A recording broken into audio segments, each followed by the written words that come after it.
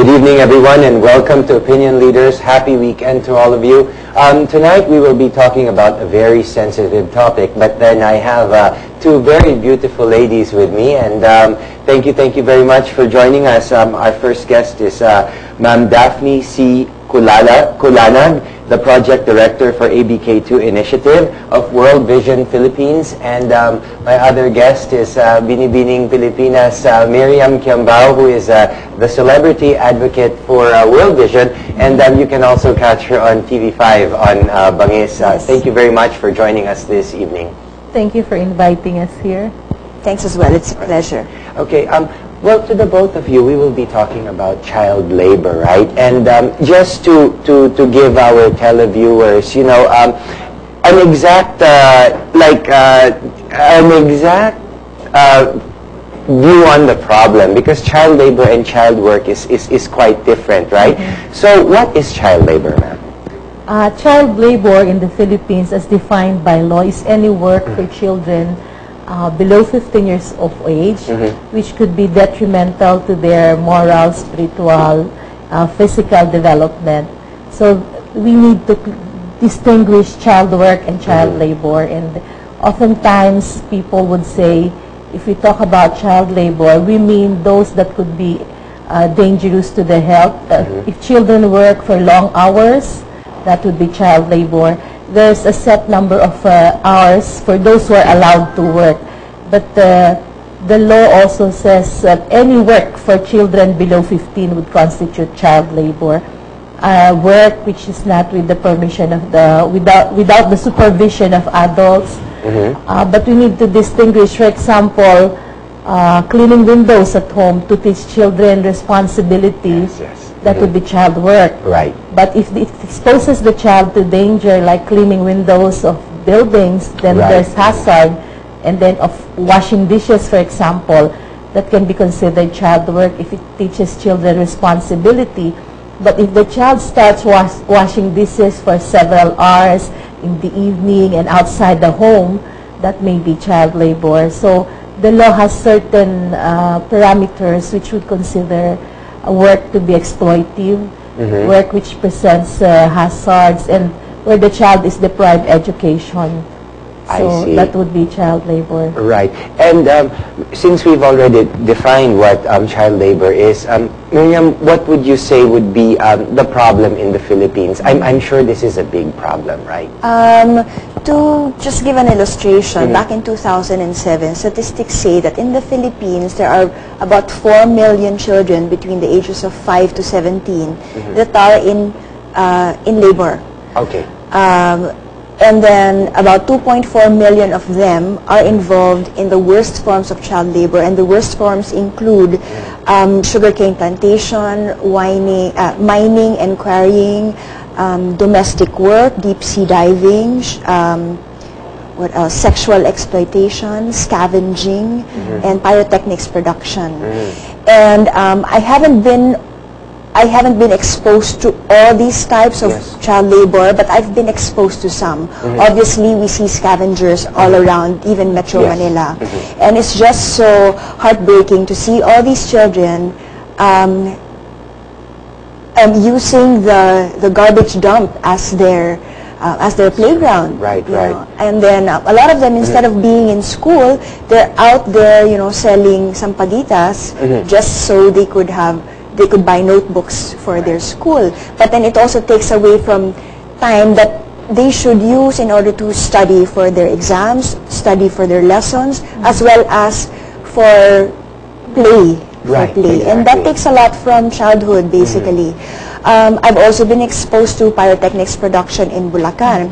And it's just, I'm just amazed how even the parents, a lot of them are not even aware of the dangers of pyrotechnics. I've seen a child who was exposed to it and even covered in silver pulbura all over his body, and just a match mistaken or a cigarette spark of any sort can spark a fire. And if this child is covered in pulbura all over, kawawa naman siya, bigla na siya sa It's going to be a human firework, right? Exactly. So, although I haven't seen the others, it's just heartbreaking that children in spite of them enjoying the fullness of their childhood, enjoying playtime, growing and learning in school, and spending time with their friends and family, are at work, and they don't know that this is not right for them. Exactly, and actually those things that you mentioned, those types of labor that you mentioned, even for a grown man, this is already very, very taxing. It's already hard work. So you can imagine for a child, and a growing child needs has different nutritional requirements, needs more rest, and definitely, you know, if we say that the youth is the hope of our nation, we need to make sure that we provide our youth with the materials, you know, the ingredients that they need to be able to grow up properly. But the sad thing is we can't really recognize this with the naked eye, because a lot of this is all behind the scenes, right? Many of these people don't even see. So it's wonderful that World Vision is doing something about it. But how do you go about it, ma'am? Well, World Vision has been doing programs. We've been running projects, and we're grateful that Miriam has joined us also from the first phase of the project. We are operating in 9 provinces right now with assistance from the U.S. Department of Labor. We work with the Child Fund Philippines and Educational Research and Development Assistance Foundation. We work in several provinces, but we partner with the local governments. We partner with communities. So we begin by orienting people on the rights of children, the rights for protection, the right for education, and then we tell them also about the laws. We tell them about the hazards that the children face if they're involved in these various forms of child labor. And we're happy because somehow when the parents realize that it's a mistake to let their children work in these worst forms of child labor, slowly the parents become part of what we call the community watch groups. So we now have parents who go around the communities on a regular basis to check that children are in school, to check if children are working in the various forms of work that Miriam had mentioned. We work with the schools. We provide training for teachers so that they better understand the situation of these children. And there's been a lot of changed attitudes towards these children. And we also work with the children themselves. As we organize the parents, the children are organized. And I would like to thank Miriam because to this date, a lot of the children remember what she said, that from child laborers, they become child leaders. Yes. So a number of the children, given opportunity to study, we provide a few supplies, providing them education supplies, inspire them to continue schooling. And they end up usually at the top of their classes. Yeah. And a lot of them became child leaders. And some of them even ran for SK elections, and a number of them have won. Now, because they have been empowered, they know their rights, they know that children need to be protected. They're also part of making local ordinances for the protection of children. So it's a community work. We work with local governments, we work with schools, we work with church-based organizations. We're grateful to the media also for helping us with the awareness because, as she said, if people do not know, then they don't do anything. But the more people learn about it, the more people work together to combat child labor. So we're grateful because we're in partnership with the Department of Education. We're in partnership with the Department of Labor and Employment. So we're able also to access opportunities for the families to have extra income, extra livelihood, because if they have a little more, then they can ensure that the children are in school. So it's a continuing work, and the project has been, World Vision has been running projects. The first phase of the project was in 2003, and we got Miriam to be our celebrity advocate in 2006, and that's when more media attention we got more media attention for child labor, with Miriam becoming the face for the advocacy. And then we got another award for another 4-year project which started in 2007. So altogether now, the projects that World Vision has led has already helped more than 60,000 children across the country.